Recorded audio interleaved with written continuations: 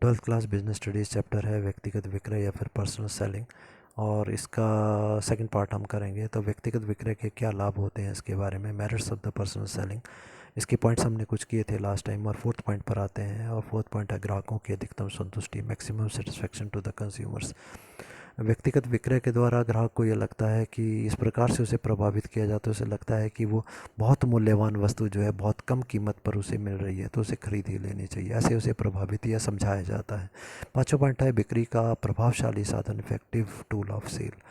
हम जब ग्राहक के पास जाते हैं, उसे समझाते हैं, तो उसे मजबूर एक प्रकार से किया जाता है समझा कर ही कि वो वस्तु को खरीद ही लेता है। सिक्स पॉइंट है प्रबंध के लिए बहुत महत्वपूर्ण होता है। अभी हमने डिस्कस किया, विभिन्न सूचना इकट्ठी की जाती हैं जिनके आधार पर वस्तु में क्या परिवर्तन करना है, कैसे हम ग्राहकों की संतुष्टि को बढ़ा सकते हैं, ये सभी कुछ हम डिसाइड कर पाते हैं। सेवंथ पॉइंट है ग्राहकों के लिए महत्वपूर्ण होता है, इंपॉर्टेंस फॉर द कस्टमर्स, क्योंकि वस्तु का प्रदर्शन उसे किया जाता है, वस्तु दिखाई जाती है, उसे चलवा कर दिखाती है, उसे चलाने का मौका उसे दिया जाता है। उसकी कोई शंका है, कोई समस्याएं हैं, कोई आपत्तियां हैं, उन सभी का समाधान यहाँ पर हमारा सेल्समैन जो है वो जाकर करता है। आठवां पॉइंट है लोचदार विक्रय व्यवस्था या इलास्टिक सेलिंग टेक्निक। अभी हमने पढ़ लिया कि वस्तु को बेचने का जो तरीका है काफ़ी इलास्टिक होता है। हर व्यक्ति को अलग प्रकार से हम डील करते हैं, किसी को कम डिस्काउंट देते हैं, किसी को ज़्यादा, देखते हैं कि कहाँ पर बिक्री हो पाती है, परिस्थिति के अनुसार हम चेंज कर पाते हैं। नाइन्थ पॉइंट है प्रभावशीलता या इफेक्टिवनेस। सारा ध्यान हमारा वास्तविक और भावी क्रेता पर ही केंद्रित होता है। ऐसे व्यक्तियों के पास हम जाते ही नहीं जो कि हमारी वस्तु को नहीं खरीदेंगे, तो हम ऐसे ही व्यक्तियों के पास जाएंगे जो वास्तव में हमारे क्रेता हैं, हमारी वस्तु को खरीदते हैं, या भावी क्रेता बनने की संभावना है कि भविष्य में वो हमारी वस्तु को खरीद लेंगे, हम उन्हीं के पास जाते हैं। अन्य सेवाएं लाभों में दी गई हैं। और पहला पॉइंट दिया गया ग्राहक की आवश्यकता अनुसार उचित समय पर उचित वस्तु उपलब्ध करवाना, providing goods at the right time as per the consumers wish. ग्राहक का फ़ोन हमारे को कई बार आ जाता है, अगर हमारे संबंध अच्छे बने हैं ग्राहकों के साथ में, तो ग्राहक हमें फ़ोन कर देते हैं, भाई मेरी ये चीज़ ख़त्म हो गई है तो मेरे को ये चीज़ पहुंचा दो। तो हम वो चीज़ लेकर तुरंत उसके पास पहुंच जाते हैं जब उसको आवश्यकता होती है, या भिजवा देते हैं। अगला है ग्राहक की शिकायतों का समाधान यहाँ पर करते हैं। अगर कोई शिकायतें हैं, कोई समस्याएँ हैं, कोई वस्तु ख़राब हो गई है, तो हम उसकी शिकायतों का समाधान करने का कोशिश यहाँ पर करते हैं। ग्राहक को साख सुविधाओं की प्राप्ति, credit facilities to the consumers. अगर हमें लगता है कि ग्राहक पे विश्वास किया जा सकता है, तो उसे उधार भी हम सामान देने की बात कर सकते हैं। और अगला है ग्राहक को मरम्मत की सुविधा। ग्राहक हमारे पास, जब हम ग्राहक के पास गए, हमने सामान पिछली बार बेचा था, सामान ख़राब हो गया, थोड़ी सी कोई प्रॉब्लम उसमें आ जाती है, तो ग्राहक बोलता है कि ये चीज़ ख़राब होगी, मुझे समझ में नहीं आ रही, तो हम उसको थोड़ा बहुत रिपेयर भी कर देते हैं वहीं पर ही, जितना हमारे सेल्समैन को पता होता है। तो ग्राहक उससे खुश हो जाता है कि चलो ये आता है और ये ठीक करके चला जाता है, तो ये सुविधा उसको अच्छी लगती है। अगला जो टॉपिक हमारा है वो है,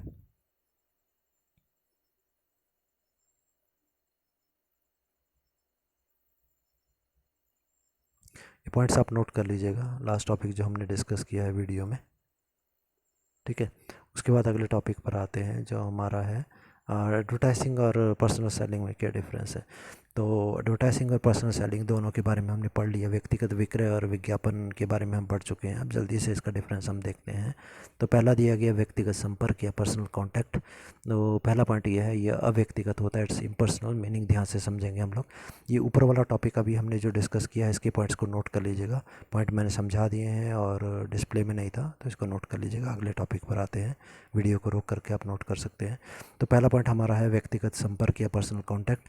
तो इसका यह अव्यक्तिगत होता है, इट्स इम्पर्सनल। विज्ञापन अव्यक्तिगत इसलिए होता है जब टीवी में विज्ञापन किया जा रहा है तो उस टाइम पर, उस समय हमारे सामने कोई व्यक्ति नहीं होता। रेडियो में किया जा रहा है, न्यूज़पेपर प्रिंट हो रहा है, तब भी हमारे सामने कोई ग्राहक नहीं होता, तो उस वक्त हमारा व्यक्ति कोई सामने नहीं होता। ये चीज़ अलग है, विज्ञापन व्यक्तियों तक पहुँचेगा। परंतु व्यक्तिगत विक्रय में हमारा व्यक्ति, ग्राहक जो होता है वो हमारे सामने होता है, तो ये व्यक्तिगत या पर्सनल होता है। सेकंड है संदेश की एक रूपता, यूनिफॉर्मिटी ऑफ मैसेज। तो जो विज्ञापन होता है इसमें एक रूपता होती है, देयर इज़ ए यूनिफॉर्मिटी। विज्ञापन में एक रूपता का मतलब ये हुआ कि जब विज्ञापन किया जाता है तो एक ही विज्ञापन, एक ही रूप में विज्ञापन पूरे देश के प्रत्येक व्यक्ति के पास पहुंच जाता है। जबकि व्यक्तिगत विक्रय में एक रूपता नहीं होती, changes as per the customers reaction. हमें लगता है कि भाई ग्राहक पढ़ा लिखा है तो मुझसे अलग तरीके से बात करेंगे, ग्राहक अनपढ़ है तो अलग तरीके से बात करेंगे। अगर लगता है कि यहाँ पर वस्तुएँ ज़्यादा बिक जाएंगी तो हम डिस्काउंट ज़्यादा देने की बात कर सकते हैं। लगता है एक आधी वस्तु बिकेगी तो कई बार हम डिस्काउंट नहीं भी देते। थर्ड पॉइंट हमारे को दिया लचकता या फिर फ्लेक्सिबिलिटी। तो लचकता का अभाव होता है, फ्लेक्सिबिलिटी मतलब चेंज करना। विज्ञापन एक बार कर दिया तो उसमें चेंज होना बहुत मुश्किल होता है। पूरे देश में जितने भी ग्राहक हैं सभी को एक ही विज्ञापन है, परिवर्तन नहीं हो सकता। जबकि व्यक्तिगत विक्रय में तो हर घर में हम बात करने का तरीका हमारा अलग हो सकता है, इसलिए लोचदार होता है। चौथे में क्षेत्र की बात करते हैं, एरिया की बात करते हैं। उसका क्षेत्र बहुत विस्तृत होता है, लार्ज एरिया होता है विज्ञापन का, पूरे देश में ही हो रहा होता है। और व्यक्तिगत विक्रय हम केवल एक घर में जाते हैं एक समय, तो यहाँ पर हमारा क्षेत्र जो है वो सीमित या लिमिटेड होता है। पाँचवें पॉइंट पर आते हैं, लागत या फिर कॉस्ट की हम बात करते हैं। तो यहाँ पर लागत अपेक्षाकृत कम होती है, खर्चा यहाँ पर कम होता है। वैसे तो विज्ञापन में बहुत खर्चा आता है, टीवी में अगर हम विज्ञापन करें तो लाखों रुपए का विज्ञापन का खर्चा आता है। परंतु जब हम बात ये कर रहे हैं कि लाखों रुपए खर्च किए और पूरे देश में विज्ञापन हो गया, तो कितने सारे व्यक्तियों में विज्ञापन हुआ, एक लाख रुपए में या 2 लाख रुपए में, तो उसके हिसाब से प्रति व्यक्ति, एक व्यक्ति के ऊपर जो विज्ञापन की लागत बहुत कम आती है। परंतु व्यक्तिगत विक्रय में खर्चा ज़्यादा आता है, क्योंकि हमारा एक विक्रयकर्ता जो है हो सकता है 2 घंटे 3 घंटे भी हमारे को एक घर में लगाने पड़े। किराए खर्च के हम जा रहे हैं, एक दिहाड़ी हम दे रहे हैं, और उसमें भी हो सकता है बिक्री ना हो इतना समय लगाने के बाद, तो खर्चा यहाँ पर ज़्यादा पड़ता है। अगला है समय की बात हम करें तो यहाँ पर बहुत कम समय लगता है विज्ञापन में। 1 सेकंड में ही विज्ञापन टीवी में प्रसारित किया और पूरे देश में वो फैल गया। जबकि व्यक्तिगत विक्रय में हमने बात की कि इसमें ज़्यादा समय लगता है, दिन में हो सकता है हम 4-5 घर ही जा पाएँ, तो इसलिए बहुत ज़्यादा समय यहाँ लगता है। माध्यम की बात करें, मीडियाज़ की बात करें, तो विज्ञापन करने के लिए रेडियो हो सकता है, टीवी हो सकता है, न्यूज़पेपर हो सकते हैं, मैगजीन्स हो सकते हैं। और व्यक्तिगत विक्रय में तो विक्रयकर्ता के द्वारा ही विज्ञापन किया जाता है। यह माध्यम होता है विज्ञापन करने का या बताने का। आठवां पॉइंट हमारा है प्रतिपुष्टि या फिर फीडबैक, मतलब वापस जानकारी। विज्ञापन हमने किया तो क्या कुछ व्यक्तियों को हमारी वस्तु पसंद आई कि नहीं आई, इसके बारे में हमें कुछ पता तुरंत नहीं चलता। बहुत समय के बाद उसका प्रभाव हमें देखने को मिलता है। परंतु व्यक्तिगत विक्रय में तुरंत हमें पता चल जाता है कि जैसे हम ग्राहक को बता रहे हैं तो तुरंत प्रतिक्रिया का ज्ञान हमें हो जाता है। ग्राहक को अगर वस्तु पसंद आई होगी तो वो तुरंत खरीद लेगा, नहीं आई तो फिर वो मना कर देता है। 9 पॉइंट है उद्देश्य या फिर ऑब्जेक्टिव, उत्पाद में रुचि पैदा करना और बनाए रखना। विज्ञापन का उद्देश्य क्या होता है कि वस्तु में हम इंटरेस्ट पैदा करें, रुचि पैदा करें ग्राहकों की, और वो हमेशा इंटरेस्ट उसका बना रहे, to create and maintain the interest of the consumer in the product. जबकि व्यक्तिगत विक्रय का तो एक ही उद्देश्य होता है, भाई वस्तु को जैसे तैसे बेच दो, टू मेक सेल। अगला दिया गया उपयोगिता या फिर यूज़फुलनेस, तो यहाँ पर दिया गया अंतिम उपभोक्ता हेतु संख्या में अधिक होते हैं, जो कि क्योंकि विज्ञापन जब किया जाता है तो ये किया जाता है ग्राहकों के लिए। पूरे देश में ग्राहक फैले हैं, लाखों करोड़ों ग्राहक हमारे हैं, और उनको हम विज्ञापन द्वारा प्रभावित कर रहे होते हैं। तो वो अंतिम उपभोक्ता होते हैं जो वस्तु को खरीद लेते हैं, और लाखों करोड़ों हैं तो संख्या बहुत ज़्यादा होती है इनकी। व्यक्तिगत विक्रय की बात करते हैं तो एक तो ये होता है कि व्यक्तिगत विक्रय में हम ज़्यादा घरों के पास नहीं जा सकते। दिन में अगर 5-6 घरों में जाएंगे तो हो सकता है 5-6 आदमियों से ही मिल पाएँ। दूसरी बात है, सामान्यतः व्यक्तिगत विक्रय जो है ऐसी इंडस्ट्रीज़ के द्वारा बनाया जाता है जो इंडस्ट्रियल गुड्स बेचते हैं, जैसे मशीनें वगैरह बेचते हैं फैक्ट्रियाँ। तो वो क्या करती हैं, अपना एजेंट उनका जाता है और वो अलग अलग फैक्ट्री वालों से मिलता है। तो हमारे ग्राहक कौन होंगे वहाँ पर, फैक्ट्री वाले, मतलब औद्योगिक क्रेता हो सकते हैं, या फिर हमारे जो एजेंट होते हैं ये जाकर दुकानदारों से भी बात करते हैं कि आपको कितना सामान चाहिए, या बताओ हम उतना सामान भिजवा देंगे। तो यहाँ पर या तो दुकानदार हमारे ग्राहक होंगे या फिर फैक्ट्री वाले हमारे ग्राहक होंगे, तो उनकी संख्या ज़्यादा नहीं होती।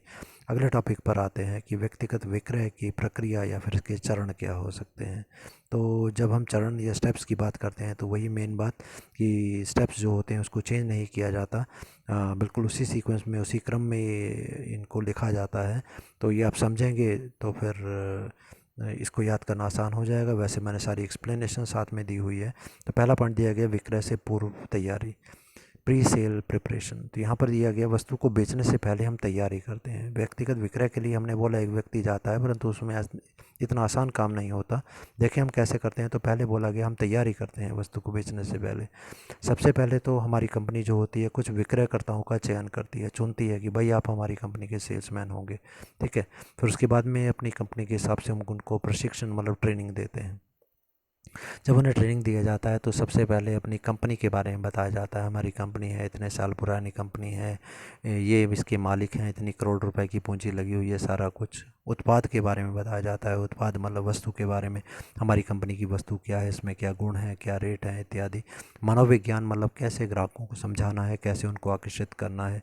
प्रतियोगियों के उत्पाद और उसकी कमियों के बारे में जानकारी देना, कि हमारे कंपटीशन में कौन कौन सी कंपनीज़ हैं, उनकी कौन कौन सी वस्तुएं बनी हुई हैं, उनकी वस्तुओं में क्या क्या कमी है। तो हम जब बेचने जाते हैं, हमारा सेल्समैन तो उन लोगों को बताता है, भाई इस कंपनी की वस्तु है पर उसमें ये कमी है, इस कंपनी की वस्तु है ये कमी है। तो हम कमियाँ पता होंगी तभी तो हम गिना पाएंगे।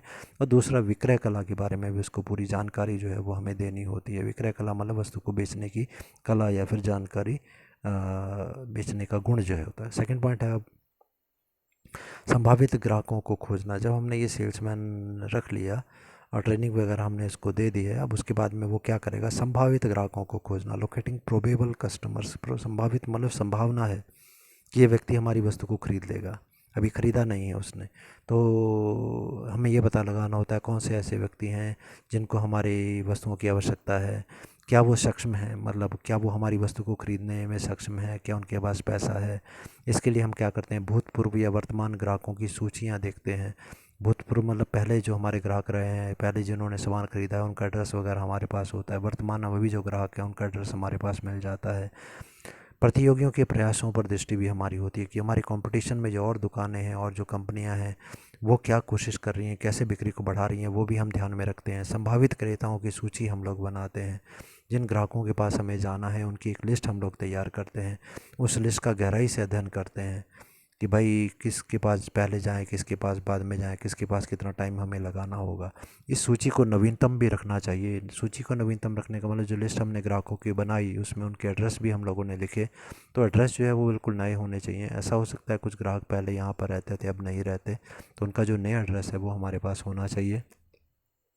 अगला पॉइंट हमारा क्या हो गया, अब ये ग्राहकों को हमने खोज लिया, तो उसके बाद तीसरा पॉइंट है संभावित क्रेताओं के संबंध में जानकारी अब हमने प्राप्त करनी है।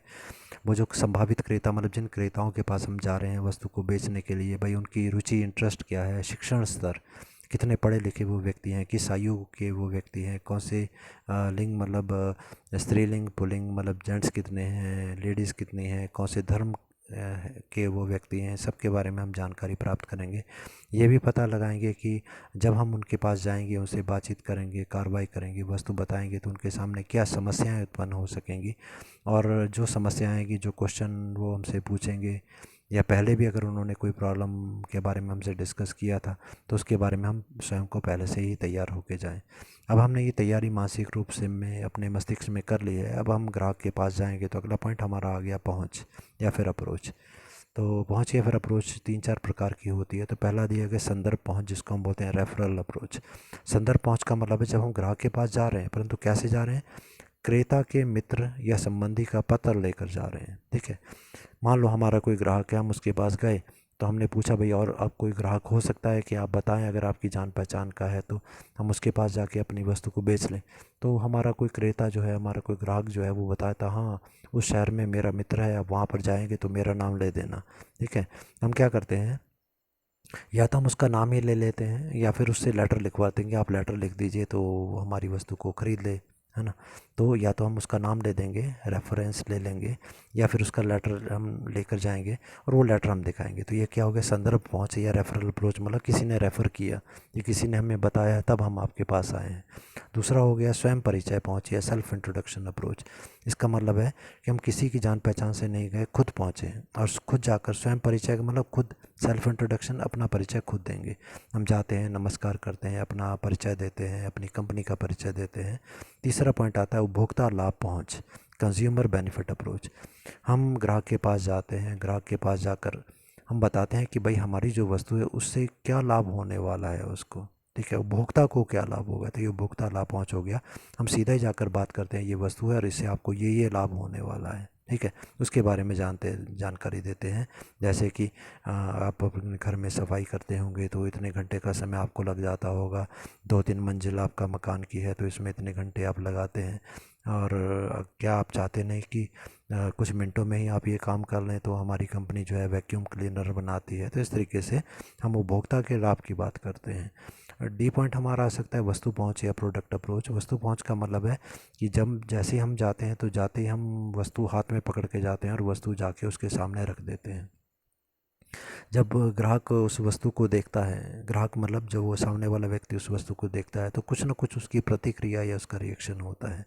अगर उसके रिएक्शन जो हम देखते हैं वो हमें अनुकूल या फेवरेबल लगता है, तो फिर हम कोशिश करते हैं उसको, हमारी वस्तु को खरीदने के लिए प्रेरित करते हैं, मोटिवेट करते हैं। पांचवा स्टेप उसके बाद में आ गया प्रस्तुतिकरण या फिर प्रेजेंटेशन। अब हमने परिचय हो गया, जान पहचान हो गई, हम उसके पास बैठ गए।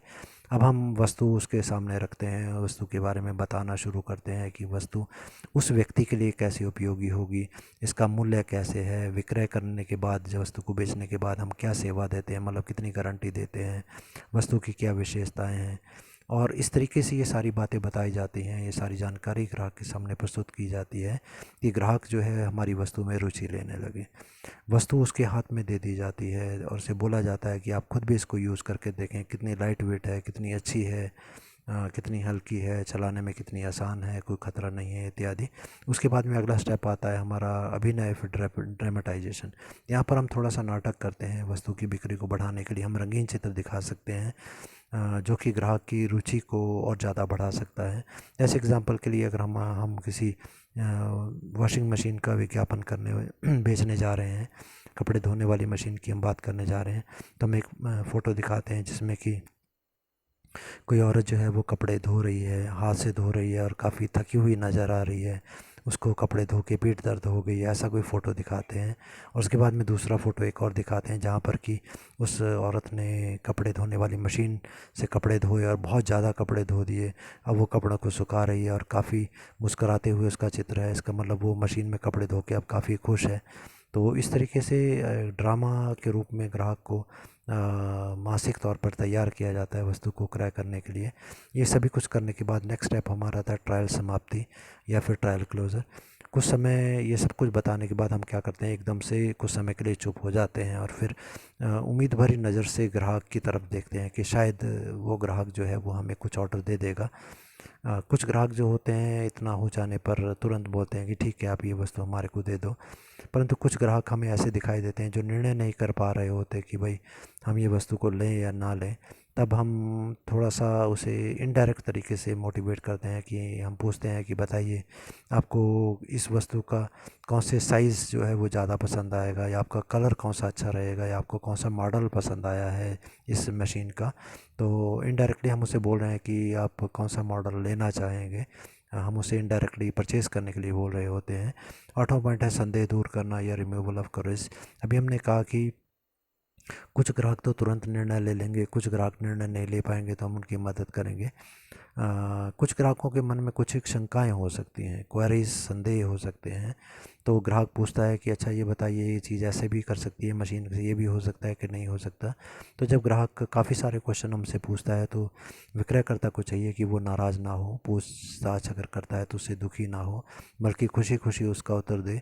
और यदि ग्राहक आगे से कोई क्वेश्चन करता है हमसे, तो उसका हमारे को फ़ायदा होता है, कारण कि अब हमारे को और ज़्यादा मौका उस ग्राहक ने दे दिया कि हम और ज़्यादा डिटेल में अपनी वस्तु के बारे में बता सकते हैं। ठीक है, तो ये मौका हमको मिल जाता है। एग्जांपल के लिए जैसे अगली लाइन में मैंने मेंशन किया, ग्राहक पूछ सकता है कि भाई ये मशीन जो है आपकी, इसमें करंट तो नहीं लगता, ज़्यादा कपड़े वगैरह फटते तो नहीं है इसमें, या फिर इस मशीन ख़राब हो जाए तो हम कहाँ पर इसको दिखाएंगे, या गारंटी कितने टाइम की है। ये सारे क्वेश्चन उसके मन में हो सकते हैं जो आपसे पूछ सकता है। नाइन्थ पॉइंट हमारा आता है विक्रय समाप्ति। जब ग्राहक संतुष्ट हो गया और तैयार हो गया सामान को लेने के लिए, तो हम क्लोजिंग द सेल, जैसे ही ग्राहक खरीदने के लिए तैयार होता है तो हम उसका धन्यवाद करते हैं। फिर हम उस ग्राहक को ऐसा आभास कराते हैं कि सामान तो बहुत महंगा था, परंतु हम उसको बहुत सस्ते में ये सामान दे रहे हैं। और उसको ये भी आभास कराते हैं कि इस सामान की आवश्यकता उसको वास्तव में बहुत ज़्यादा थी, परंतु वो अभी तक ले नहीं रहा था। ठीक है, और उसे ये सेटिस्फाई कराया जाता है कि आज उसने बहुत लंबे समय के बाद जो हम उसको आवश्यकता थी कई वर्षों से, आज उसने उस आवश्यकता की वस्तु को क्रय कर लिया, वो उससे संतुष्ट हो गया। और यदि वो इस प्रकार से सेटिस्फाई होता है तो नेक्स्ट टाइम वो हमारी वस्तु को अवश्य ही खरीदेगा और दूसरे लोगों को भी रेफ़र करेगा।